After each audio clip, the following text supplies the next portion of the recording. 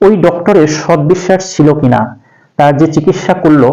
এই তার good faith ছিল কিনা এই চিকিৎসার পিছনে, এবং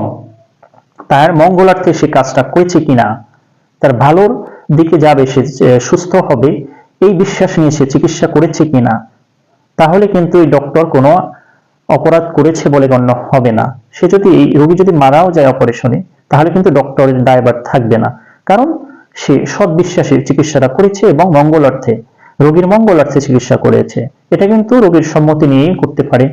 অথবা রোগীর আত্মীয় স্বজনের সম্মতি নিয়ে সেটা হতে পারে, করতে পারে চিকিৎসা। তো এই গেল এক যে ডক্টর তার সম্মতি নিয়ে, সৎ বিশ্বাস নিয়ে, অর্থাৎ গুড ফেইথ নিয়ে, মঙ্গলার্থে, তার খারাপ কোনো উদ্দেশ্য ছিল না, তাকে মেরে ফেলার কোনো উদ্দেশ্য ছিল না, চিকিৎসা যদি করে তাহলে সেটা কিন্তু আইনের চোখে অপরাধ বলে গণ্য হবে না। এবারে আমরা জানবো যে এখানে